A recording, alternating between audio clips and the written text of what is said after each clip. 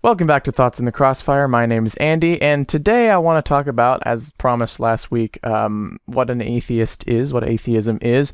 But I just found a video that included Richard Dawkins and William Lane Craig talking about some stuff, and I kind of want to respond to it, but conveniently, a response to that will include the definition of atheism. So let's look at that. Sir, what do you have to say? Because I assure you, for my life, it has been no delusion. If you had been born in India, I dare say you would be saying the same thing about Lord Krishna and Lord Shiva. If you had been born in Afghanistan, I dare say you would be saying the same thing about Allah.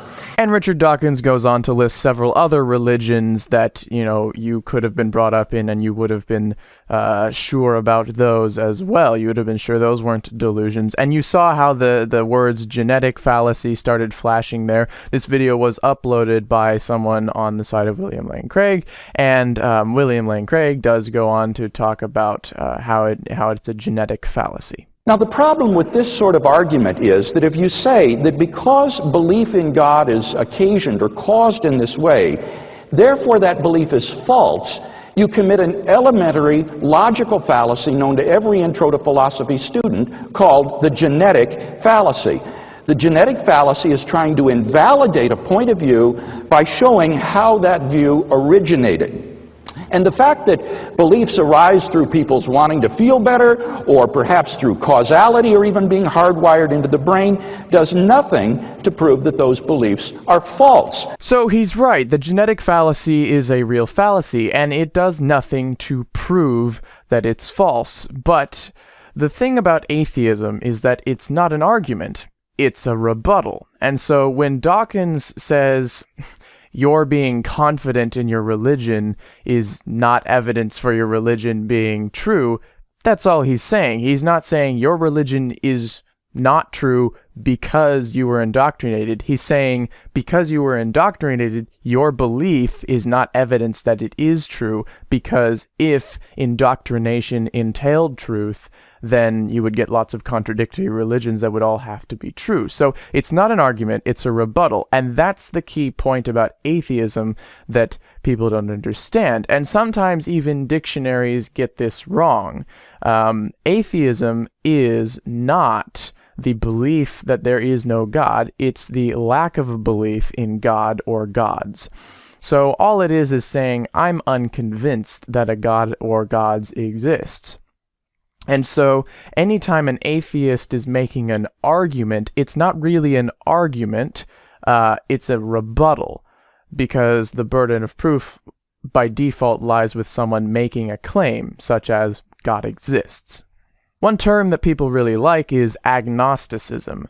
And the thing is that I don't really know if it's that necessary of a term, because atheism is by default agnostic, because what agnostic means is that it's not a claim to knowledge, and there isn't a claim to knowledge in a lack of knowledge. So, and that's all we're saying, is there's a lack of knowledge that God exists. So that is by default agnostic. Now, the colloquial connotation of agnosticism is that you're just unsure, it's a toss-up.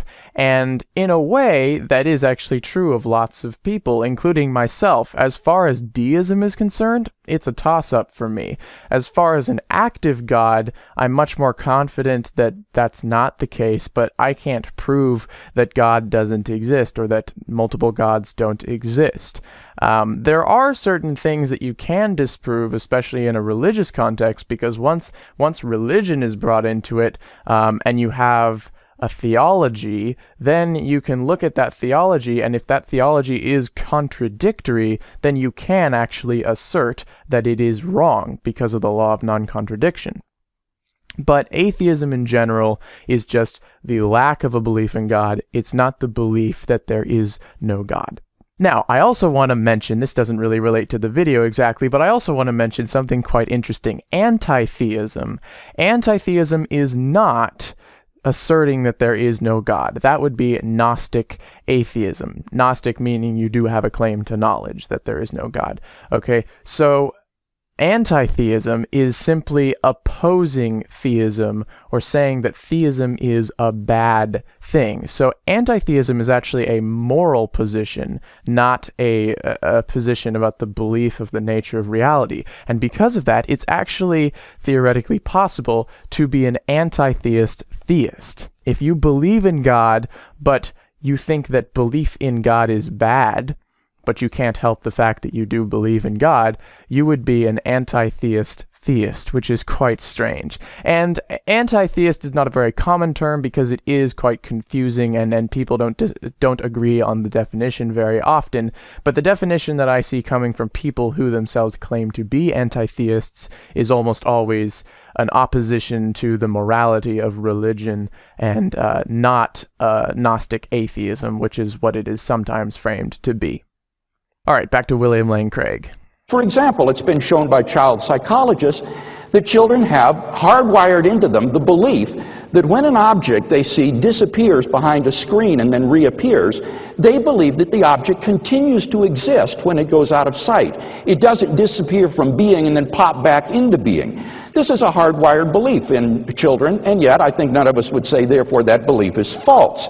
Now, this is true. The perception of object permanence is a thing, and it's well documented in children, but it doesn't differ around the world. This is something that's the same for all children. So if a belief is hardwired, but it is the same for everyone, first of all, that does actually support a little bit the fact that it's true.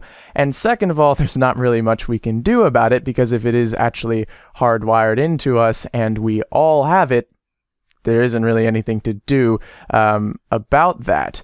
So everybody believes in object permanence. There isn't any culture that doesn't believe in object permanence, except, and what I mean by object permanence, of course, is the idea that William Lane Craig presented here, where you take an object, you put it behind a screen, or you put it out of sight, and then you bring it back, and it's the belief that that object continues to exist even when you can't see it. I get that, in Buddhism, there's the idea of impermanence of everything, but that's not really the same thing as saying that object permanence isn't true. Anyway, the point is, this analogy doesn't work at all, because the point that Dawkins is making is that religions differ around the world, and object permanence, the perception of object permanence, doesn't differ around the world. So the video pretty much goes on to do the same thing again. It shows a clip of Dawkins making the same kind of rebuttal, and another clip of William Lane Craig making the same kind of counter rebuttal, and then at the end here it has this text, and it's like, okay, so according to Dawkins' pseudo-logic, what would that mean if you were raised in his household? Exactly, because I guess it's implying that Dawkins' logic is that if you are indoctrinated into a belief, that belief is therefore wrong, and of course Dawkins isn't saying that. All he's saying is that if you are asserting that your belief is correct because you believe in it strongly, that's not a good argument, and I can show you other examples of the same kind of thing that would contradict yours. And that's all he's doing. And so it's not an argument against God, it's a rebuttal to an argument for God. That's an important distinction to make. However, there is actually a way in which this can be a logical argument for the non-existence of God. Probability is necessary to consider when you have uncertainty, such as in the existence of God. And so really, most of the time when we're looking at religion, we want to argue about it abductively, meaning there's a number of possible truths behind the evidence that we see. Which of those truths is most likely to be the actual case? So given that there are so many disparate religions that contradict each other, we can abductively kind of conclude that there probably isn't actual truth to any of them, because if there was actual truth to any of them, you would expect to see that propagate throughout the population in a general fashion, but you don't see that. You see that it does require indoctrination, whereas something that we all accept much more strongly, like object permanence, is not the result of indoctrination. It's something that really does resonate with everyone, regardless of how or where they were raised. And through abductive reasoning, that actually does directly support the conclusion that, for instance, object permanence is real, and it does actually directly through abductive, well, I guess abductive reasoning is by nature indirect, but it is still a valid form of logical reasoning, and so you actually can make an abductive argument against God by looking at all the diverse contradictory religions that exist. Thank you so much for watching. Next time, we're going to talk about my morality, because at this point, I have come to a reasonable enough conclusion about my moral framework to actually start basing ethical decisions off of it. And that's rather exciting for me, and I can't wait to share that with you all. So we will definitely look into that next time. And after that, then we can get into some real Thoughts in the Crossfire material. We're going to talk about all sorts of controversial things, and I can't wait. So stay tuned. Come back next week, hit that bell button, all that, but yeah. All right. Thank you for watching. Please discuss with me. If you disagree with me, that's good. Please discuss with me in the comments. Thank you. Thanks for watching.